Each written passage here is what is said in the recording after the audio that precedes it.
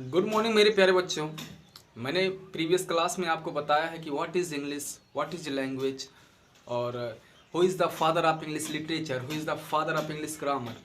And today I am going to tell you about the full forms of English. पहली बात तो बच्चों मैं आपको बताना चाहूँ, जनरली ये बात सबको पता है कि there are 7 letters in English word. English word जैसे इंग्लिश जिससे बना हुआ बच्चों 7 लेटर मिलकर जो है इंग्लिश वर्ड का निर्माण करते हैं। जैसा कि आप देख सकते हैं बच्चों, हमने यहाँ क्रम से सबको लिख दिया है। यहाँ पर है ENGLISH, ठीक है। ये बच्चों हमारे 7 लेटर्स हैं।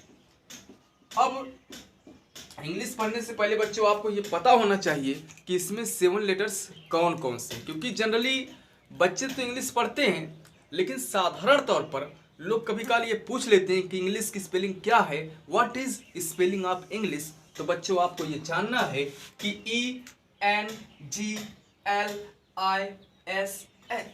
It means there are 7 letters in English word. So students come to know what is the full form of English. पहले बात कर लेते बच्चों ई की।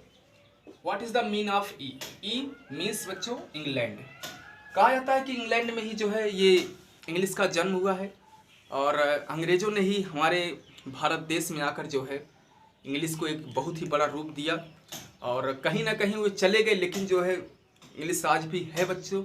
इंग्लिश भी एक अच्छी खासी लैंग्वेज है, उसको हम अंग्रेज़ों को इग्नोर कर सकते हैं बच्चों क्योंकि उन्होंने हमारे देश पर शासन किया, लेकिन जो उनकी लैंग्वेज है जिससे हम कुछ सीख सकते हैं, लाइफ में आगे कुछ कर सकते हैं, उसको बच्चों हम इग्नोर नहीं कर सकते हैं, ठीक है।